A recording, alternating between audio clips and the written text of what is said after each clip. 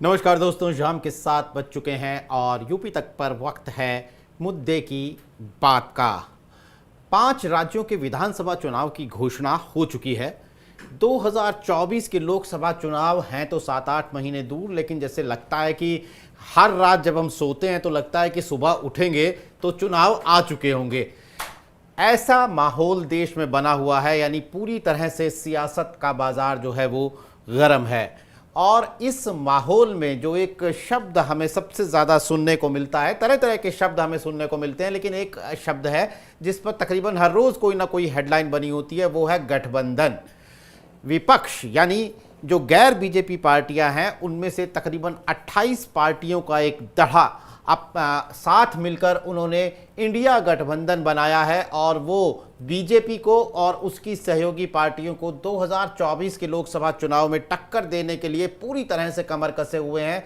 हर रोज़ वो जिसे कहते हैं ना कि अपने हथियारों पर धार देना, वो हर रोज़ अपने हथियारों पर धार दे रहे हैं कि 2024 के इस युद्ध में बीजेपी के साथ वो कहीं कमतर ना पड़ जाएं। उधर बीजेपी अपनी एनडीए की 38 सहयोगी पार्टियां तो हैं उनके साथ, लेकिन वहां पर प्रधानमंत्री नरेंद्र मोदी की अगुवाई में और बीजेपी की अगुवाई में लगता है कि जैसे रथ के सबसे आगे जो घोड़ा होता है वो बीजेपी है और उसके आगे उसके पीछे पीछे 38 पार्टियां हैं और उनके सहयोग से बीजेपी भी जो 2024 के चुनाव में कोई कोर कसर छोड़ना नहीं चाहती है। इस माहौल में अगर यूपी की बात करें तो मामला थोड़ा दिलचस्प हो जाता है। 80 सीटें होने के नाते यूपी पर सबकी नज़र है, न सिर्फ उन पार्टियों की जो यूपी में चुनाव लड़ रही हैं, बल्कि तमाम देश भर के पार्टियों की और देश भर के वोटरों की, देश भर के लोगों की। आखिर यूपी की 80 सीटों पर क्या होता है? यूपी में इसीलिए बेहद उलझी हुई राजनीति है। अगर वो हम बीजेपी की बात करें, उसके सहयोगियों की बात करें, या फिर हम विपक्ष की बात करें, ना तो विपक्ष में अभी इंडिया गठबंधन जो है वो पूरी तरह, जिसे कहते हैं कि एक बोतल पर ढक्कन लगता है, चूड़ी बैठती है, ना तो इंडिया गठबंधन की चूड़ी बैठी है। और जो एनडीए गठबंधन है, बीजेपी के जो पुराने साथी हैं, अनुप्रिया पटेल यानी अपना दल सोनेलाल की अध्यक्ष, इसके अलावा निषाद पार्टी के अध्यक्ष संजय निषाद, हाल ही में बीजेपी से हाथ मिलाने वाले और एनडीए में शामिल होने वाले उत्तर प्रदेश में ओम प्रकाश राजभर, ये जो बीजेपी के सहयोगी हैं, इनके साथ बीजेपी ने अपनी सोशल इंजीनियरिंग तो बढ़िया से बिठा रखी है। लेकिन जैसे जैसे लोकसभा चुनाव पास आ रहे हैं, बीजेपी के ये सहयोगी दल, जिसे कहते हैं ना कि अपनी सौदेबाजी पक्की करने के लिए कोई ना कोई घुड़की, कोई ना कोई धमकी, जिसे धमकी मतलब क्या, थोड़े सॉफ्ट शब्दों में, थोड़े नरम शब्दों में धमकी, या अपने अपने ढंग से ज़्यादा सीटें लेने की एक रणनीति बनाती हुई ये पार्टियां दिखती हैं। मैं ये बात क्यों कह रहा हूं, किस आधार पर कह रहा हूं, जरा ये इस पर विस्तार से चर्चा करने से पहले आप जरा ये कुछ बयान सुनिए इन 3 सहयोगियों के, यानी ओम प्रकाश राजभर के, संजय निषाद के और अनुप्रिया पटेल के।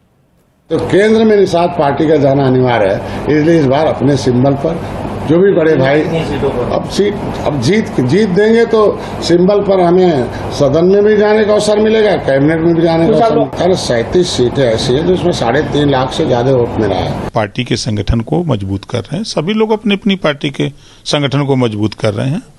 आने वाले दिनों में जब चुनाव का बिगुल बजेगा तो उस स्थिति में जैसी स्थिति होगी वैसा किया जाएगा। तो बीजेपी से मांग करेंगे क्या वो गठबंधन में आपको बिहार में रखें, या फिर अलग? एनडीए में तो है, ये है, मांग का करना है। बिहार की कुछ सीटें जो है वो एनडीए की तरफ से आपको दी जाए। मांग सीट लेंगे, लड़ेंगे और अगर नहीं मिलता है, अगर बीजेपी, तब भी लड़ेंगे, तब अकेले लड़ेंगे, बिल्कुल लड़ेंगे। अपना दल ने हमेशा जातीय जनगणना की वकालत की है और संसद में हमने अपनी पार्टी का स्पष्ट रूप से पक्ष रखा है कि हम जातीय जनगणना के पक्षधर हैं और जातीय जनगणना समय की मांग है। अपना दल जातीय जनगणना का पक्षधर है, ये बात मैं कितनी बार दोहराऊं, अभी तो बोला मैंने। सुना आपने, संजय निषाद 37 सीटों पर फोकस करने की बात कर रहे हैं। 80 में से 37 सीटों पर कह रहे हैं कि हम फोकस करेंगे और बड़े भाई हैं हमारे बीजेपी वाले, ज़्यादा से ज़्यादा सीटें हमें देंगे। यानी अभी अपने सिंबल पर उन्होंने पिछला चुनाव एक भी सीट पर नहीं लड़ा था और अब जो है महत्वाकांक्षाएं बिल्कुल आसमान छू रही हैं। ओम प्रकाश राजभर हाल ही में बीजेपी में शामिल हुए हैं, दोबारा शामिल हुए हैं। हर दिन उनके जो है वो असेंबली में, विधानसभा में मंत्री बनने की, योगी सरकार में मंत्री बनने की चर्चाएं चलती हैं। वो कह रहे हैं, आज भी उन्होंने बिहार में गांधी मैदान में पटना में एक रैली की है और वो कह रहे हैं कि भैया अगर बिहार में हमें एनडीए का साथी होने के नाते अपने हिस्से की सीटें ना मिली तो हम भी बिहार की 40 लोकसभा सीटों पर चुनाव लड़ेंगे। अगर आप चुनाव लड़ेंगे राजभर जी तो आप किसे चुनौती देंगे? जाहिर तौर पर आप बीजेपी के साथी हैं तो वहां पर आप बीजेपी का भी कुछ ना कुछ नुकसान करेंगे। अनुप्रिया पटेल बहुत ही अपने सधे हुए शब्दों में वो हमेशा से ही जातीय जनगणना की वकालत करती हैं। वो कहती हैं कि जातीय जनगणना यूपी समेत देश भर में होनी चाहिए। बिहार की जातीय जनगणना के बाद भी उन्होंने ये बात कही है और जाहिर तौर पर वो बीजेपी की लाइन से अलग ये बात कहती हैं और बार बार कहती हैं। तो इस पॉलिटिक्स को समझने के लिए आज हमारे साथ मौजूद हैं लखनऊ से हमारे 3 मेहमान। ब्रिजेश शुक्ला जी वरिष्ठ पत्रकार हैं, राजनीतिक विश्लेषक हैं, कॉलमनिस्ट हैं, अखबारों में हम लगातार उनके लेख देखते हैं। विजय उपाध्याय जी वरिष्ठ पत्रकार हैं और उत्तर प्रदेश में दैनिक भास्कर अखबार के ब्यूरो चीफ हैं। साथ ही कुमार अभिषेक यानी यूपी तक के एडिटर और लखनऊ में साथ ही साथ हमारे ब्यूरो चीफ भी। तीनों का बहुत बहुत स्वागत है। सबसे पहला सवाल ब्रिजेश जी आपसे, कहीं 2024 के लोकसभा चुनाव के बाद बीजेपी वो पुराना शेर दोहराती हुई नजर तो नहीं आएगी कि गैरों में कहाँ दम था, हमें तो अपनों ने लूटा, जहां हमारी कश्ती वहां डूबी जहां पानी कम था?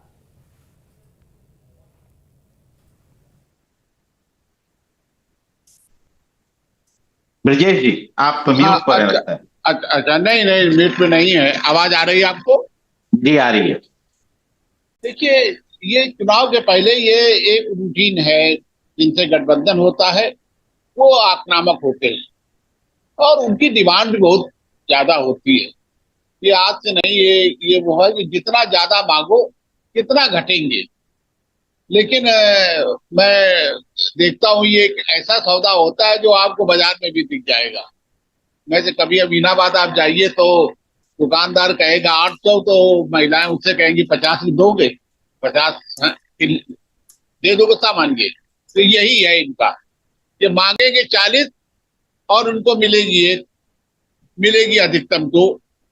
हर पार्टी का यही हाल है। कारण क्या है कि यदि आपको अपनी जब पार्टी में ज्यादा सीधे पानी है तो ये सिद्धांत है कि पहले बात अपनी संख्या ज्यादा बढ़ाओ, अपने जो आपका जो पार्टी का जो समर्थक वोटर है उसको बताओ कि उत्तर प्रदेश में वही निर्णय करता है। इसके बाद ये बताओ कि हमारे बिना आप जीत नहीं सकते। इसके बाद ये बताओ कि साहब इतनी सीटों पर मेरा कोई जवाब है, वो तो बिल्कुल जीती हुई सीटें हैं, इतनी संख्या है। वो अलग है कि सर्वे में अलग कुछ संख्या बहुत कम आ जाए, लेकिन ये चलता है। ये एक रूटीन वो है। तो ये है मांगना और मिलना। धीरे धीरे अब आप देखिएगा, धीरे धीरे जब बातचीत चलेगी तो सिमटता जाएगा। वो 37 से फिर वो कहेंगे 20 से कम लड़ेंगे नहीं, चाहे हमको अलग लड़ना पड़े।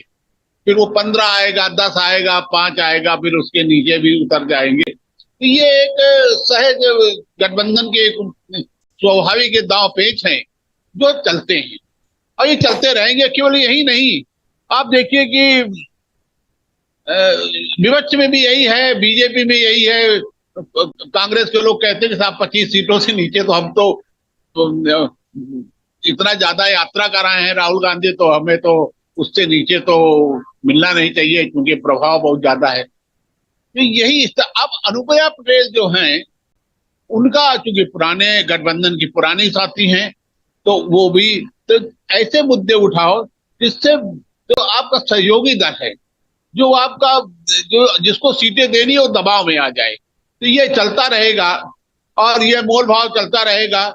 और मैं यदि कह दूंगा लोगों को बुरा लगे कि ये एक ऐसा बाजार है जहां पर मोल भाव है और ये बाकायदे एक एक सीट कम होगी, फिर अंत में ये आ जाएगा कि यदि आप नहीं दे सकते तो मुझे लगता है कि फिर लड़ाई अलग लड़नी पड़ेगी और आपका भारी नुकसान होगा। तो अब बाकायदे बाहर आके यही जवाब दो कि नहीं देंगे तो मैं बाहर अलग से चुनाव लड़ूंगा और मैं नहीं चाहता हूं, इसकी जिम्मेदारी इन पर होगी। ये चलेगा, अंत में आगे का 1-2 सीटों पर समझौता हो जाता है, तो जो बड़े दल हैं तो उसका थोड़ा ज्यादा हो जाता है। बाकी ये एक ऐसी प्रक्रिया है जो मैं वर्षों से देखता रहा हूं कि भारी मांग रखो और उसके बाद धीरे धीरे तब कितना घिसेंगे आप। हाँ, मतलब सहयोगी दल है, लाइसेंस तोप का मांगो तो तमंचे का तो मिल ही जाएगा। हाँ मिल ही जाएगा। नहीं और फिर 40 से शुरू करो, 40 से नीचे शुरू कर दिया तो फिर आपका मामला गड़बड़ा गया। 40 से शुरू करो, धीरे 35 उतरो, फिर 30 उतरो, 25 उतरो और 2-3 में आके अटक जाओ आके। और तो ये आप देखिएगा, मैं आज जो कह रहा हूँ, आप ये बहुत ज्यादा सीटें उन लोगों को नहीं मिलनी है। हाँ, जो अनुप्रिया पटेल है, अनुप्रिया पटेल को कुछ सीटें ज्यादा मिलेंगी, जबकि संजय निषाद को और राजभर को 1-1, 2-2 सीटें मिल सकती हैं।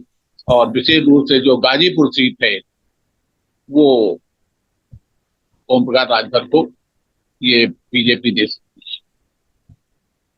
जी, आप जो बात करें विजय जी मैं आपके पास आऊंगा। धीरे धीरे 1 सीट 2 सीटों पर आ जाएगी।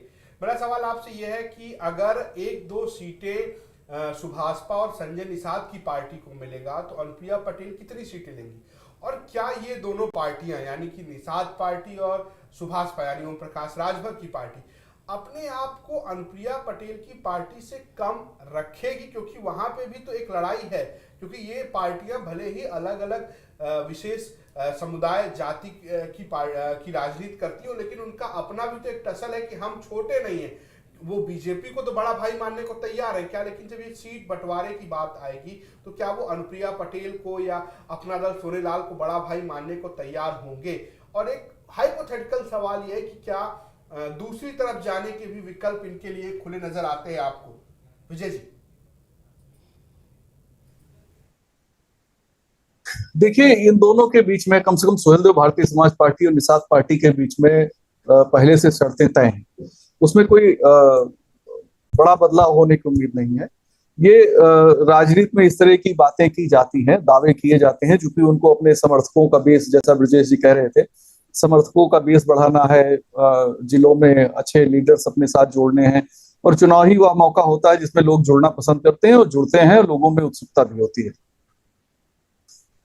और ये बिल्कुल साफ है। मैं इस बात से भी मेरा मानना पर्सनल ये है कि अनुप्रिया पटेल को 2 ही सीटें मिलेगी, क्योंकि उन्हें जो शेयर ज्यादा देना था वो विधानसभा में ऑलरेडी भारतीय जनता पार्टी उनको दे चुकी है। केंद्र में वो मंत्री हैं, उनके पति को एमएलसी बनाया और उत्तर प्रदेश में वो मंत्री हैं, तो उनको उनके पास सफिशिएंट रिप्रेजेंटेशन है। पार्टी के पास जितना जनाधार है उस हिसाब से एक तरीके से देखा जाए तो उसे कहीं ज्यादा उनके पास है। और संजय निषाद को भी बीजेपी ने एमएलसी बनाया, उनका बेटा लोकसभा सदस्य है, बीजेपी के सिंबल से ही है लेकिन लोकसभा सदस्य है, और खुद संजय निषाद मिनिस्टर भी हैं, तो इनके पास भी सफिशिएंट जो इनका शेयर है वो बीजेपी ने दे रखा है।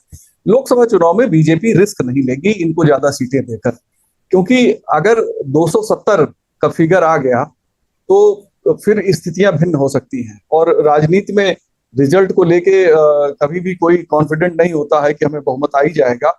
वो एक लोएस्ट फिगर को भी लेके चलते हैं कि अगर हमारी संख्या कम आई तो हम कैसे मैनेज करेंगे, और ऐसे में सहयोगी दल सबसे बड़े सिरदर्द साबित होते हैं। और सुहेलदेव भारतीय समाज हो या निषाद पार्टी हो या अपना दल हो, आप आंख मूंद के इन पे भरोसा नहीं कर सकते हैं। जब तक आपके दल में ताकत है, आप बहुमत में है, तब तक ये आपके साथ हैं।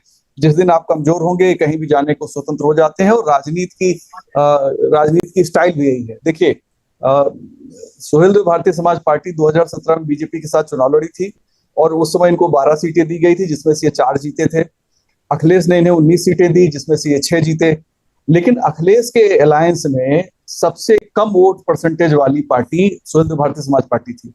इनसे थोड़े ज्यादा वोट राष्ट्रीय लोकदल के पास है, और अखिलेश के पास जो वोट है वो उससे इन लोगों के अंतर 8% से लेकर 6% तक है। तो ये जो मूल जो बड़ी पार्टी और जो सहयोगी दल में जो अंतर होता है, यानी कि इन्होंने अपने प्रभाव की सीटें तो ली लेकिन वहां प्रभाव इनका दिखा नहीं, वो टोटल वोट परसेंटेज में ये कम हो गए। यही स्थिति इनकी बीजेपी के साथ भी होती है, चाहे अपना दल का हो या फिर सहयोगी दलों का हो।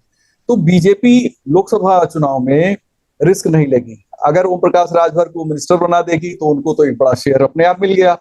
दूसरी बात यह है कि अगर उनके बेटे को लोकसभा का टिकट दे देगी तो वो भी एक अच्छी बात है। और जहां तक बिहार की बात है तो बिहार में ये काफी दिन से कोशिश कर रहे हैं और इनको जाना भी चाहिए। मेरा ऐसा मानना है कोई भी पार्टी अगर छोटी है बड़ी है, अगर उसे लॉन्ग टर्म की पॉलिटिक्स करनी है तो उसे अपने विस्तार के बारे में लगातार कोशिश करनी चाहिए। आम आदमी पार्टी इसका सबसे बड़ा एग्जाम्पल है और उसने बहुत कम समय में नेशनल पार्टी का स्टेटस ले लिया है। और उत्तर प्रदेश में सोहेल देव भारतीय समाज पार्टी जो लंबे समय से संघर्ष कर रही थी, लेकिन इसके अच्छे दिन 2017 से शुरू हुए और उसके बाद से विधानसभा में इनकी एंट्री हो गई, लेकिन लोकसभा में भी इनकी एंट्री नहीं हुई है।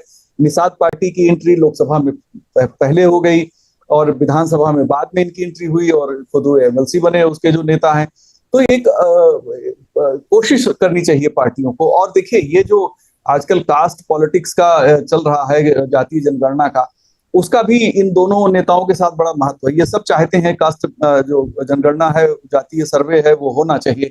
बीजेपी के लोग भी चाहते हैं। निजी तौर पे केशव प्रसाद मौर्य भी कह चुके हैं कि निजी तौर पे मैं भी सहमत हूँ। एक जर्नलिस्ट नाते मैं भी सहमत हूँ कि ये गणना कर लेनी चाहिए। उसमें सामाजिक, आर्थिक, शैक्षिक, राजनीतिक भागीदारी की भी गणना होनी चाहिए कि किस बिरादरी ने कितना हक हासिल किया है। चीजें पता होनी चाहिए ताकि ये बात सही है कि लोगों को कितना हिस्सा कौन ले जा रहा है। जैसे हुकुम सिंह कमेटी की रिपोर्ट कुछ कह रही है, राघवेंद्र सिंह कमेटी की रिपोर्ट ने कुछ कहा, अभी रोहिणी कमीशन की रिपोर्ट राष्ट्रपति के यहाँ पेंडिंग है, उसका अपना एक अलग डिसीजन है। तो ये सारी चीजें लोकसभा चुनाव में प्रभावित करेंगी और बीजेपी, मेरा ऐसा मानना है कि ज्यादा कंप्रोमाइज नहीं करेगी सहयोगी दलों से, क्योंकि बिना कंप्रोमाइज के 2019 का रिजल्ट उनके पास है और 2019 से कोई परिस्थितियां बहुत बदली नहीं। अति पिछड़ों का बड़ा चंक आज भी बीजेपी के साथ है, विधानसभा चुनाव में साबित हो गया, और अति दलितों का बड़ा चंक बीजेपी के साथ है, वो भी विधानसभा चुनाव में साबित हो गया। तो मेरा ऐसा मानना है कि बीजेपी ज्यादा रिस्क नहीं लेगी। सहयोग के नाम पे आप उत्तर प्रदेश सरकार में हिस्सेदारी ले लीजिए, लेकिन लोकसभा में सीटें वो देंगे भी तो अपने सिंबल पे देंगे ताकि उसमें कोई उनके साथ दिक्कत ना हो। मान लीजिए अगर 265 सीटें आ जाती हैं बीजेपी की तो उन्हें कोई समस्या ना हो। कम से कम उनके साथ जो चुनाव लड़के आए थे, जो शिवसेना ने महाराष्ट्र में किया था, ऐसी स्थितियां बीजेपी कहीं और नहीं दोहराना चाहेगी, मैं ऐसा मानता हूं। जी बिल्कुल।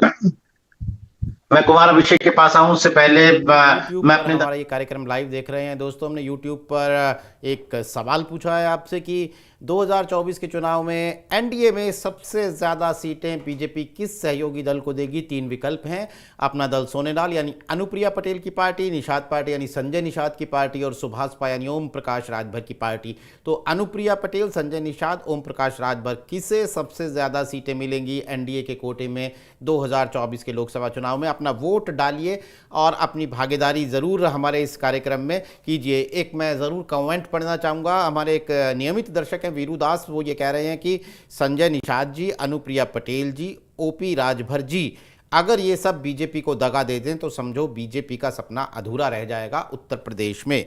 कुमार अभिषेक, इसी नोट पर मैं आपके साथ आना चाहता हूँ। ये बात सही है जो विजय उपाध्याय जी ने कही कि 2014 और 2019 के नतीजे अगर देखें तो बीजेपी के लिए इन छोटे दलों के साथ एक सोशल इंजीनियरिंग का नाता तो दिखता है, लेकिन बीजेपी का बहुत ज़्यादा अपर हैंड है इस गठबंधन में। यानी वो बड़ा भाई नहीं, ऐसे लगता है कि बहुत बड़ा एक बहुत बड़ा उसका हिस्सा है इस पूरे गठबंधन में, और इस बार स्थितियां कुछ बदली भी नहीं है। लेकिन जातीय जनगणना का जो पिछले दिनों एक बोतल से जिन्न बाहर आया है और ओबीसी जातियों की बड़ी जोर शोर से बात हो रही है, उस माहौल को अगर देखें तो क्या आपको लगता है कि ये जो बीजेपी के गठबंधन दल हैं ये अपनी सौदेबाजी को थोड़ा बीजेपी के साथ और ज़्यादा बढ़ा पाएंगे, या कम से कम इनका महत्व थोड़ा और बढ़ गया है बीजेपी के लिए?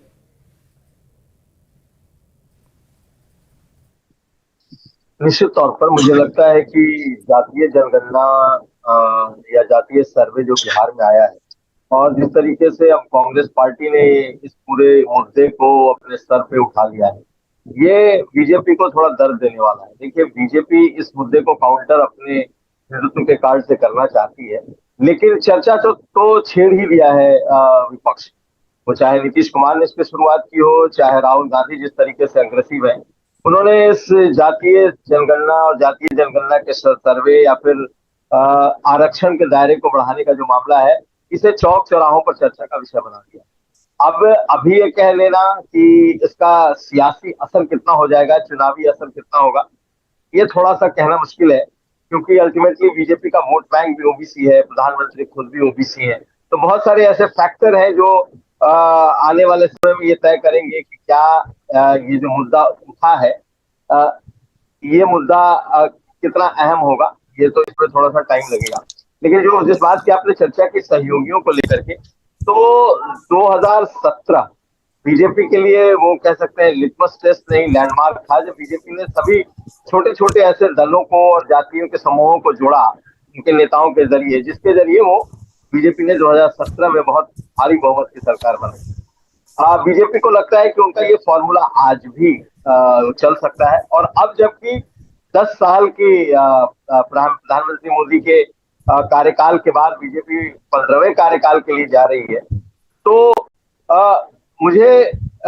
मैं ऐसा महसूस करता हूं कि छोटे दलों की महत्व को ये लोग और ज्यादा तवज्जो देंगे। ये जरूर है जो कह रहे थे उपाध्याय जी कि बीजेपी नहीं चाहेगी कि उनको सीटें दे, ताकि उनको पहले ही उन लोगों ने विधानसभा में, मंत्रिमंडल में सब जगह एडजस्ट किया है, ताकि वो कम से कम पार्लियामेंट के समय वो अपनी ख्वाहिशात को जो है थोड़ा सा कम रखें या फिर अपने को सीमित रखें।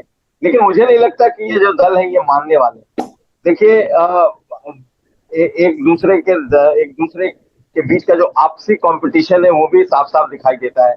अगर आप देखें तो निषाद पार्टी को लगता है कि जो अपना दल एस है, उनके लोगों की तादाद हमसे कम है, लेकिन उनको बहुत ज्यादा मिला हुआ है। ओम प्रकाश राजभर को लगता है कि निषाद से ज्यादा हम है, जिसमें एक सांस में करीब करीब 2 दर्जन जातियां गिना जाते हैं, उनको लगता है कि हम है। तो एक आपस का इनके बीच का कंपटीशन है।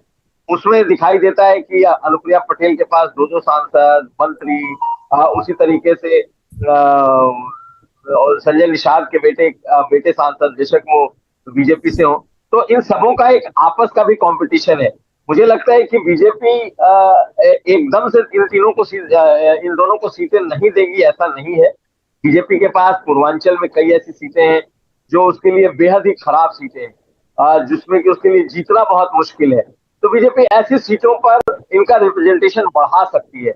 आप देखें कि 2014 में, 2019 में कई ऐसी सीटें हैं जो बीजेपी हारी है, और हारी ही नहीं, बहुत बुरी तरीके से हारी है, और बाद के भी चुनाव में उसने अच्छा परफॉर्म नहीं किया है, पूर्वांचल में खास करके। तो मुझे लगता है कि इनके कोटा को बीजेपी बढ़ा सकती है और ऐसी सीटों को दे सकती है जिसे लगता है कि बीजेपी हारने वाली अपनी सीटों में, या बिल्कुल रेड मार्क में जो बीजेपी ने अपनी सीटें रखी है उसमें से, ताकि इनका ईगो भी सेटिस्फाई हो जाए, इनको भी संतुष्ट किया जा सके और अपना कुनबा भी बढ़ाया जा सके।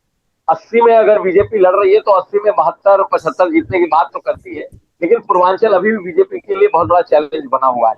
और जिस तरीके से चुनाव में विपक्षी एकता है, मुझे लगता है इसका फायदा ये छोटे छोटे गठबंधन जो है जो बीजेपी से उठाएंगे। और चाहे वो अनुप्रिया पटेल हो, चाहे ओम प्रकाश राजभर हो, चाहे संजय निषाद हो, तीनों इस बात की डिमांड करेंगे कि आप अपनी जीतने वाली सीटें रखिए, लेकिन आप जो कमजोर सीटें हैं उस पर आप कुछ बात करिए। बीजेपी हारने वाली सीटें या एकदम रेड मार्क, रेड जोन में जो उसकी सीटें हैं, उस पर मुझे लगता है बीजेपी थोड़ा नेगोशिएट करती है, क्यों कर सकती है, क्योंकि इनके पास कई ऐसे कैंडिडेट हो सकते हैं जिन्हें बीजेपी नहीं लेना चाहेगी, लेकिन वो विनेबल है, उनकी विनेबिलिटी हो सकती है। तो मुझे लगता है कि सबको कुछ ना कुछ सीटें मिलेंगी, किसी को 1 मिल जाए, किसी को 2 मिल जाए, किसी की 1 बढ़ जाए, ये हो सकता है, लेकिन बहुत ज्यादा नहीं हो सकता कि किसी को 4 मिल जाए, किसी को 3 मिल जाए, इस तरीके से नहीं होगा। किसी को 1, किसी को 2, ऐसे। मेरा मानना है कि ये सीटें बीजेपी अपने सहयोगियों को दे सकती है। जी, मेरा सवाल आपसे ये है कि जरा अंदर खाने की बात बताइए कि बीजेपी से इन तीनों पार्टियों ने फिलहाल कितनी सीटें मांगी हैं, राजभर का क्या समझौता हुआ है, और निषाद का जो बात एक तरीके से विजय जी भी कह रहे थे कि इनका एक फिक्स समझौता है, वो समझौता क्या है बीजेपी के साथ? आखिर कितनी सीट जो है वो डिमांड पर की बीजेपी जो देगी वो इतर बात है, इन लोगों ने कितनी सीटें मांगी, और क्या अनुप्रिया पटेल ने कुछ ज्यादा सीटें मांगी है बीजेपी से जो वो बयानबाजी कर रहे हैं उसके इतर? देखिए, इनका विधानसभा को लेकर समझौता था। विधानसभा में इन्होंने कहा था मुझे अच्छे ढंग से सीटें दी जाए, 2022 में इनको सीटें दी गई। लेकिन इतना निश्चित है कि अनुप्रिया पटेल को इसलिए बीजेपी ज्यादा वो देगी क्योंकि उनके समुदाय उनका जो वोट बैंक है उसकी संख्या ज्यादा है, कुर्मी वोट की संख्या ज्यादा है राजभर के मुकाबले और निषाद के मुकाबले। और ये अलग बात है कि तीनों में प्रतिस्पर्धा है कि कौन कितनी सीटें पाता है, लेकिन मुझे जो लगता है कि अनुप्रिया पटेल को ज्यादा बीजेपी उन पर ज्यादा भरोसा कर रही क्योंकि उनकी पुरानी साथी हैं। और ये चर्चा जब चली थी कि अब फूलपुर में चुनाव लड़ेंगी नीतीश कुमार, उसका बड़ा चर्चा चली, बहुत आया, तब ये इसको एक संज्ञान लिया था बीजेपी ने और ये सोचा था कि अनुप्रिया पटेल को क्यों न मैदान में उतार दिया जाए वहां पर। तो इस तरह उन ज्यादा यदि पूरे उसको देखेंगे और पूरे परिदृश्य को देखेंगे, सीटों के मापतौल जब करेंगे तो जो राजभर हैं उनको अधिकतम गाजीपुर की सीट मिल सकती है और उनका बेटा लड़ सकता है। इनको जो है उत्तर प्रदेश में ही एडजस्ट करेंगे राजभर को, इससे ज्यादा कुछ नहीं है। यही मामला संजय निषाद का है। बातें बड़ी बड़ी सब करते हैं लेकिन स्वयं मंत्री हैं और उनके बेटों को टिकट मिल रहा है और वो चुनाव मैदान में जाने वाले हैं, तो बहुत ज्यादा मुझे नहीं लगता वो होगा। हाँ, जो कुर्मी वोट बैंक है और उनसे वो प्रचार करवाते हैं, काफी उनका दौरा करवाते हैं, उन पर काफी आश्रित भी रहते हैं, उन पर काफी भरोसा भी करते हैं, तो मुझे लगता है कि अनुप्रिया पटेल को जो है वो कुछ ज्यादा तवज्जो बीजेपी देगी और उनको सीटें ज्यादा मिल सकती है।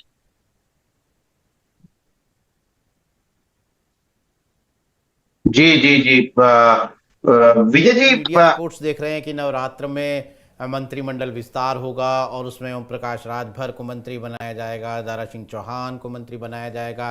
तो क्या ये एक मंत्रिमंडल विस्तार भी बीजेपी के पास एक ऑफरिंग है, एक जिसे कहते हैं कि एक झुंझुना है जो वो अपने सहयोगी दलों को पकड़ा सकती हैं? तो क्या आपको लगता है कि मंत्रिमंडल विस्तार के जरिए भी बीजेपी अपने इन सहयोगियों को साधने की कोशिश कर सकती है? मैं अभी विधानसभा की बात कर रहा हूँ, बाद में तो केंद्र में भी एक मौका होता ही है बीजेपी के पास, जो उन्होंने पहले भी किया था। हाँ, बिल्कुल, इनको मंत्री बनाए जाने की बात करीब करीब तय है और दारा सिंह चौहान के भी बनने की बात है और ओम प्रकाश राजभर की। देखिए, ये अति पिछड़ों को रिप्रेजेंटेशन देने की बात है। जब जातीय सर्वे को लेके इतना बड़ा हायतोबा इंडिया गठबंधन के द्वारा खड़ा किया जा रहा है, तो मैं ऐसा समझता हूं कि उनका 10 साल बाद चला गया मूव है। ये सब चीजें 2014 में हो जानी चाहिए थी और बीजेपी ने 14 में कर लिया। पिछड़े वर्ग के व्यक्ति नरेंद्र मोदी को प्रधानमंत्री पद की दावेदारी दी और वो जीत के आए, और न सिर्फ जीत के आए, कम से कम उत्तर प्रदेश ही नहीं बाकी हिस्सों में भी देखिए तो जो अति पिछड़े हैं, यादव को छोड़कर बाकी पिछड़े, कुर्मी सहित बाकी पिछड़े बीजेपी के साथ खड़े हुए। अब चूंकि सबकी महत्वाकांक्षाएं बहुत ज्यादा बढ़ी हैं और हर जाति सत्ता में सबसे ज्यादा भागीदारी चाहती है, और जो जातियों में जो एक क्षैतिज रूप में अगर आप देखते हैं कि भाई ऊंची जातियां हैं और मध्यम जातियां हैं, तो ये चीजें जब जातियों के आप उसमें जाते हैं समीकरण में, यानी कि जिस जाति को आप ये मानते हैं कि उसका सबसे कम महत्व है, उसमें भी उप जातियां हैं और वहां भी एक जाति ऐसी होती है जिसको सबसे श्रेष्ठ जाति कहा जाता है। यानी जातीय श्रेष्ठता का सिद्धांत न सिर्फ वर्टिकल है बल्कि हॉरिजॉन्टल भी है और बहुत पेनिट्रेटेड है, अंदर तक पेनिट्रेटेड है। अब मोटे तौर पे कहने की तरह तरह की बातें हैं, लेकिन मैं ऐसा समझता हूं कि ये जो उत्तर प्रदेश की सरकार में रिप्रेजेंटेशन है वो दे के बीजेपी अति पिछड़ों वाला कार्ड ठीक से चलेगी, और ये कार्ड ही बीजेपी के हाथ में ट्रम्प कार्ड है। क्योंकि जो हुकुम सिंह कमेटी की रिपोर्ट देखिए, राघवेंद्र सिंह कमेटी या फिर इनकी रोहिणी कमीशन में भी जो चीजें बाहर आई हैं कि 900 कुछ जातियां 97% रिजर्वेशन और बाकी सुविधाएं ले रही हैं, बाकी जातियां जो है 3% में अटकी हुई हैं, तो एक बहुत बड़ा मुद्दा वो है। और ये सब चीजें 2014 में हो चुका है, यानी जो अति पिछड़े और अति दलितों की गोलबंदी है वो ऑलरेडी हो चुकी है। उनको पता है कि हमारी आबादी कितनी है, वो सब मिलके उत्तर प्रदेश में 30 से 32% होते हैं, लेकिन उन्हें पता है कि हम अलग अलग होते हैं तो हमारी आबादी बहुत कम होती है, यानी कि 0.5% या लेस देन 1%। तो ये सभी अति पिछड़ी जातियों को बहुत अच्छे से पता है, और उनको चीजें क्या चाहिए, उनको चीजें चाहिए उनका सम्मान। गांव में कोई उन्हें गाली ना दे, कोई उन्हें धमकी न दे, कोई उनके घर के सामने आके उन पे दबाव न बनाए, और उनके लिए जो सुविधाएं हैं, चाहे वो सरकार की योजनाएं हों या दूसरी सुविधाएं जो भी हैं, वो उनको आसानी से मिल सके, कोई बीच में उनके साथ भेदभाव न करे। ये चीज उनको चाहिए और ये उनको मिल रहा है। कुछ चीजें ऐसी भी हैं जो बीजेपी ने आउटसोर्स कर रखी हैं, जैसे कुर्मी समुदाय के वोट वो अपने नेताओं को भी आगे बढ़ाते हैं और आउटसोर्स भी करते हैं, जैसे अपना दल के साथ निषाद समुदाय के नेता उनके पार्टी में भी हैं और उन्होंने आउटसोर्स भी कर रखा है। तो राजभर समुदाय के उनके अपने नेता भी मजबूत हैं, चाहे वो हरिनारायण राजभर थे जो हालांकि चुनाव हार गए थे 2019 में, लेकिन हरिनारायण राजभर ठीक ठाक नेता थे। अनिल राजभर अभी प्रदेश में मंत्री भी हैं, बीजेपी के नेता हैं। तो बीजेपी ने एक कॉम्बिनेशन बनाने की कोशिश की है। मोटी बात यही है कि पिछड़े वर्ग की बात जितनी होगी, मेरा ऐसा मानना है कि उसका बेनिफिट कहीं ना कहीं ट्रांसलेट हो सकता है। इस बात की संभावना है प्रधानमंत्री मोदी को। जब भी अपोजिशन जितना ओबीसी की बात करेगा, उतना फायदा मोदी के खाते में कहीं ना कहीं जुड़ जाएगा, ऑटोमेटिक जुड़ जाएगा, क्योंकि जो चीज अपोजिशन आज कर रहा है वो ऑलरेडी समाज ने पहले से उसको कर लिया है, और समाज ने अपनी राजनीतिक स्थिति को मजबूत करने की तरफ कदम बढ़ा दिया, 10 साल पहले बढ़ा दिया। जब गैर जाटव और गैर यादव की बात समाज में निकल के आई, और सपा सरकार और उसके पहले की बसपा सरकार में जो चीजें प्रचारित हुई, कुछ उसमें प्रचार था, कुछ दुष्प्रचार था, और कुछ लोगों का एक्चुअल में वास्तव में घटनाएं थी। मैं अभी कुछ लोगों से बात कर रहा था, अभी जब मैं गया था कई जिलों में, तो वहां लोगों ने ये कहा कि भाई हमें जो चीजें चाहिए उसमें एक ये है कि कोई हमारा अपमान न करे, कोई हमें धमकी न दे, गाली न दे, दूसरा जो हमारे लिए सुविधाएं वो हमको मिल जाए, यही हमें चाहिए और हमें इससे ज्यादा कोई नहीं चाहिए। तो हम इसलिए मोदी से खुश हैं। हाँ, वो लोग ये भी कहते हैं कि महंगाई वगैरह या जो प्रचारित होते हैं मुद्दे, उससे वो थोड़े इन्फ्लुएंस होते हैं, लेकिन उनका कहना है कि अल्टीमेट हम मोदी जी के साथ हैं। प्रदेश में हम सरकार से खुश हैं कि नाखुश है वो महत्वपूर्ण नहीं है, लेकिन ये महत्वपूर्ण बात है। अब ये बात भी है कि अपोजिशन भी अलायंस बनाने की कोशिश करता है, लेकिन अपोजिशन के पास लीडरशिप कहाँ है? आप बताइए, अति पिछड़े में कौन से नेता अपोजिशन के पास हैं जो थोड़े क्राउड पुलिंग कर सकें? और अगर नहीं है, अति दलितों में बता दीजिए। केवल कुछ एक नेता समाजवादी पार्टी में है, और बाकी पार्टियों में तो सन्नाटा है। और जातियों की अपनी पार्टी है, चाहे वो निषाद समाज की ले लिए, राजभर समाज की ले लीजिए, कुशवाहा समाज की ले लीजिए, तो अलग अलग जातियों, जो बड़ी जातियां हैं जिनकी आबादी 2% 3% है, वो सारी जातियां अपनी पार्टी बना के काम कर रही हैं। तो ये जो सिचुएशन है, ये सिचुएशन कोई बहुत उत्साहजनक स्थिति हमें अपोजिशन के लिए नहीं दिखाई देती है। दूसरी बात है, जब अपोजिशन अभी मैदान में आगे बढ़ाएगा, कदम आगे बढ़ाएगा, तो अलायंस को लेके एक बड़ा विवाद खड़ा होगा। मैं कम से कम विधानसभा चुनाव का जो अलायंस है अपोजिशन का, सपा का, वो मैं देखता हूं, तो मैंने ये बात बताई कि जो ताकतवर सीटें उन्होंने ली, वहां उनके वोट परसेंटेज सपा के बराबर नहीं आए। तो यानी कि आप डिपेंड रहे, तो डिपेंड होके आपने सीटें जीती हैं, आपके अपने बलबूते शायद सीटें एक भी ना आती, वो तो सपा का वोट था जो कम होके आपको मिला, यानी आप पूरा वोट ले भी नहीं पाए। जो जैसे बाकी जगह अगर 37% सपा को मिला, तो क्यों आरएलडी और स्वतंत्र भारतीय समाज पार्टी की सीटों पर जहां ये लोग लड़े, वहां कम परसेंटेज क्यों आया? तो ये तो पार्टी को इंटरनल समझना चाहिए कि क्या कारण हो सकते हैं। तो इस एनालिसिस के आधार पर या 2019 के सिचुएशन के आधार पर मैं ये देखता हूं कि चीजें बहुत उत्साहजनक नहीं है अपोजिशन के पक्ष में। और जब गठबंधन हो जाएगा, तो उसको लेकर अगर आपने 10 सीटें ले ली या 20 सीटें किसी ने ले ली, तो 20 सीटों पे उसके पास कैंडिडेट अच्छे होने चाहिए, दूसरा उसके पास बूथ पे काम करने वाला वर्कर होना चाहिए। ये सब चीजें मिसिंग है। जब ये चीजें मिसिंग है, तो केवल एग्जाम के समय आप तैयारी करके चुनाव नहीं लड़ सकते हैं। आपको पूरे 5 साल तैयारी करनी पड़ेगी। और कम से कम 2 ही पार्टियां उत्तर प्रदेश में मुझे दिखाई देती हैं जो आमने सामने खड़ी होती है इस मामले में। जहां तक उत्तर प्रदेश सरकार की बात है, एक पॉजिटिव पॉइंट ये भी है कि योगी सरकार से आमतौर पर जनता संतुष्ट है। अपोजिशन और जो लोग नाराज हैं उनकी बात मैं नहीं करता हूं। उनकी संख्या 2014 से उतनी ही बनी हुई है, उसमें कोई ज्यादा इजाफा नहीं हुआ है। 1-2% का थोड़ा बहुत फर्क अगर इनका इंक्रीज हुआ है, तो न्यूट्रल वोट उधर भी उठ खड़े हुए हैं और उनके साथ उन्होंने इजाफा किया। जैसे 51% वोट 19 में मिल गया था इनको। तो ये जो परिस्थितियां हैं, मुझे ऐसा लगता है कि न्यूट्रल वोट जो थे या महिलाओं के जो वोट हैं, वो सब चीजें ज्यादा रोल प्ले कर सकते हैं 24 के चुनाव में। और जो नए वोटरों को, नए से मतलब मेरे सिर्फ युवाओं से नहीं है, यानी जो वोट नहीं डालते हैं, उनके उनके वोट जो ज्यादा ले पाएंगे किसी भी तरीके से, तो मुझे लगता है कि वो थोड़ा बहुत फर्क डाल सकते हैं। जी विजय जी, आप कह रहे हैं कि एक तरीके से न सिर्फ चुनौती होगी सहयोगियों के पास, अपने की भी चुनौती होगी। कुमार जी, मेरा सवाल आपसे ये है, दो सवाल है इसमें। एक तो ये कि क्या बीजेपी कुछ और सहयोगियों की तलाश कर रही है? कई बार चर्चा उठती रहती है, कुछ नए लोग आ रहे हैं, क्या कुछ और छोटी पार्टियां एनडीए में शामिल हो सकती है 2024 से पहले? अगर हो सकती है तो वो कौन सी पार्टी है? और दूसरा सवाल ये है कि आखिर वो कौन सी सीटें, जैसे फूलपुर का जिक्र हुआ, गाजीपुर का जिक्र हुआ, तो वो कौन सी सीटें हैं जहां पर आपको लग रहा है कि पूर्वांचल में बीजेपी अपने सहयोगियों को मौका दे सकती है, जहां पर वो कमजोर नजर आ रही है? कुमार जी।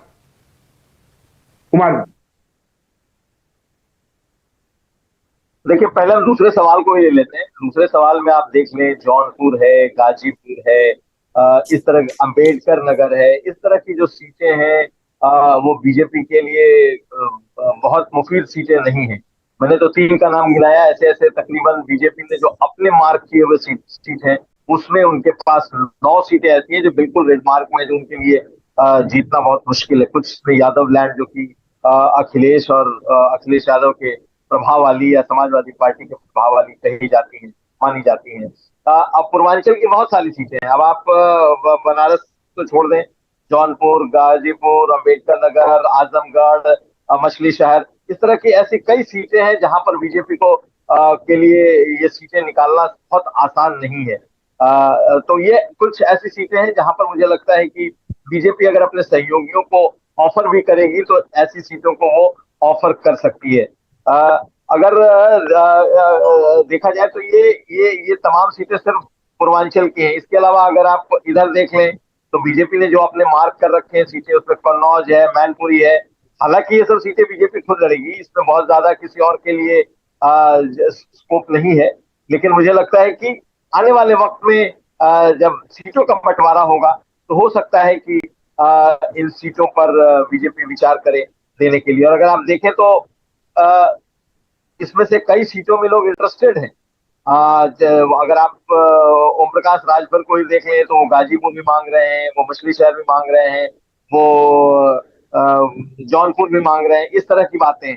कई बाहुबलियों का नाम है लड़ाने के लिए, बीजेपी नहीं लड़ाएगी। हालांकि अभी तक वो अपने सहयोगी दलों से भी किसी को नहीं लड़वाती है, लेकिन 24 में क्या पता, हो सकता है स्ट्रैटेजी बदल जाए। इसी तरीके से इनमें से एक आध सीटों पर अपना दल एस के भी दावे हो सकते हैं। बीजेपी अगर उन्हें देना चाहे तो इन सीटों को दे सकती है। मेरा अपना असेसमेंट ये कहता है। लेकिन जब आपने बात कही कि और कौन से छोटे दल हैं जो कि बीजेपी के साथ आ सकते हैं, तो देखिए, आने के लिए तो बीजेपी ने बहुत छोटे छोटे दलों से बात की, केशव देव मौर्य से बात की। हालांकि मैंने जितनी बार उनसे बात की, उनका एक चीज कहना था कि अगर कहीं उन्हें और जगह नहीं मिलेगा तब वो बीजेपी की तरफ भी आ सकते हैं। एक उनकी सोच ये है। दूसरी अगर देखें तो अगर कोई आने को आतुर है तो वो पल्लवी पटेल भी बीजेपी में आने को आतुर, उनकी पार्टी भी आने को आतुर है, बशर्ते कि बीजेपी उन्हें स्पेस दे। लेकिन क्या अनुप्रिया पटेल के रहते वो आ पाएंगी, ये बड़ा सवाल है। जब जो चीजें मैंने समझी है उसके मुताबिक अपना दल कमेरावादी को बीजेपी के साथ आने में कोई दिक्कत नहीं है, वो तैयार बैठे हैं। लेकिन अब वहां पर बीजेपी क्या ले पाएगी, क्या अनुप्रिया पटेल ऐसा करने देंगी, बहुत सारी बातें ऐसी हैं। और आखिर में अगर हम लोग देख लें तो अभी तक तो बिल्कुल स्टैंड आरएलडी का बना हुआ है जयंत चौधरी का कि वो कतई किसी सूरत में नहीं जाएंगे। लेकिन ये राजनीति है, राजनीति में कभी भी कुछ हो सकता है। तो हालांकि बीजेपी ने फिलहाल अपने जो जाट चेहरे हैं, जाट जो प्रतिनिधित्व है, उनका जो जाट चेहरा है, उसको उन्होंने आगे रखा हुआ है प्रदेश अध्यक्ष के तौर पे, संजीव बालियान के तौर पर। लेकिन क्या पता बीजेपी को लगे कि इनके साथ बातचीत की जा सकती है, या अगर इसमें दूसरा पक्ष बहुत अहम है, वो है जयंत चौधरी को भी अगर लगता है कि ये गठबंधन हो सकता है, तो इस पर पहले भी चर्चा होती रही है, इस पर आगे भी हम लोग चर्चा सुनेंगे, इसमें कहीं कोई ये नहीं। तो मुझे लगता है यही कुछ 2-3 दल ऐसे हैं जिनसे बातचीत बीजेपी कर सकती है, या फिर ये दल भी बीजेपी की तरफ आ सकते हैं, बशर्ते कि इनके लिए कुछ स्पेस निकाला जाए। बिल्कुल। और वैसे भी बीजेपी ने अपने नटबोल्ट, लेकिन पश्चिम में उनका कोई साथी नहीं है, शायद इसलिए भी जयंत चौधरी जो हैं वो एक पोटेंशियल पार्टी बन जाते हैं भविष्य में बीजेपी के साथ आने के लिए। कुमार, आप ये कहना चाहते हैं?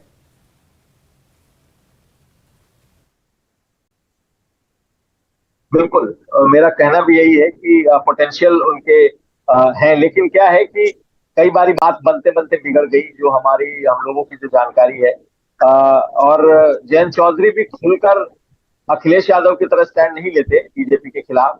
वो चाहते हैं कि उनके बारे में चर्चा चलती रहे, इससे उनकी बार्गेनिंग पावर भी बढ़ती है और अपने लोगों के मूड का थर्मामीटर भी वो भापते रहते हैं।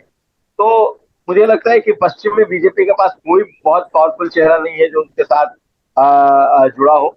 मेरा मानना है कि इस पर बीजेपी काम कर सकती है, कर रही है या करेगी ये मैं नहीं कह सकता। बीजेपी काम कर सकती है। मुझे ये भी लगता है कि अगर इंडिया गठबंधन में सब कुछ ठीक ठाक रहा तब तो बात अलग है, लेकिन अगर इंडिया गठबंधन में कुछ मेजर उलटफेर होता है तो फिर आप देख सकते हैं कि देख पाएंगे कि हो सकता है कि इस तरफ भी बातें बढ़ती हुई दिखाई दें। तो एक जो केशव देव मौर्य की जो पार्टी है उनका भी एक बदायूं और उसके आसपास के इलाकों में उनका थोड़ा प्रभाव है। वो आने को भी तैयार है, लेकिन सबों के जो अपने कह सकते हैं कि उनकी अपनी महत्वाकांक्षा इतनी है कि वो लोग कई सीटें मांगते हैं। तो क्या बीजेपी इसके लिए तैयार होगी? क्या सबको बीजेपी अकोमोडेट करेगी? मुझे लगता नहीं है, क्योंकि इनमें से बहुतों का चुनाव के बाद की जो लॉयल्टी है वो तय नहीं है।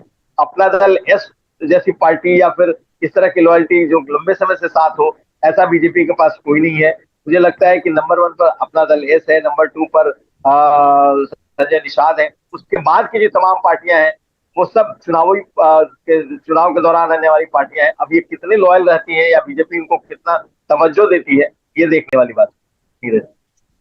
बिल्कुल, वाकई ये एक कि सोशल इंजीनियरिंग के लिए आप अपने साथियों की संख्या बढ़ाते हैं, लेकिन अगर साथियों की संख्या बढ़ाते हैं तो फिर सीट शेयरिंग जो है वो एक मुश्किल सवाल के रूप में सामने आकर खड़ी हो जाती है। दोस्तों, फिलहाल अभी हम भले ही ज़्यादा बात इस बात को लेकर कर रहे हों कि विपक्षी गठबंधन यानी इंडिया गठबंधन जो है वो बीजेपी की अगुवाई वाले एनडीए गठबंधन के सामने कितनी मजबूती से खड़ा है और कितनी टक्कर देगा, लेकिन जैसे जैसे चुनाव पास आएंगे लोकसभा के, वहाँ हमें इन दोनों गठबंधनों के भीतर भी एक तरह के तनाव और एक तरह के टिफ देखने को मिलेंगे, और ख़ास तौर पर एनडीए गठबंधन में, बीजेपी में, क्योंकि ये एक जानी मानी बात है राजनीति की कि जिस पार्टी के शायद जीतने की ज़्यादा संभावनाएं होती हैं वहाँ टिकट की लालसा भी उस पार्टी के अपने उम्मीदवारों को, अपने कार्यकर्ताओं को और सहयोगी दलों को ज़्यादा होती है। और इसका एक मुजाहरा हम अभी 5 राज्यों के विधानसभा चुनावों की घोषणा हुई है और वहाँ पर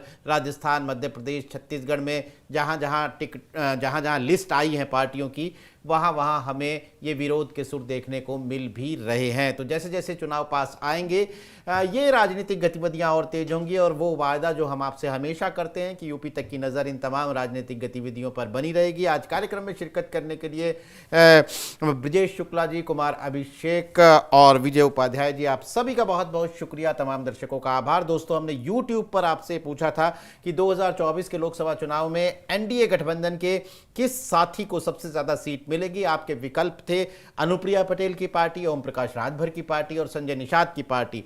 तो हमारा ये कार्यक्रम देखने वाले 73% दर्शकों का कहना है कि एनडीए में बीजेपी सबसे ज्यादा सीटें जिस गठबंधन साथी को देंगी वो अपना दल सोनेलाल है, यानी अनुप्रिया पटेल की पार्टी।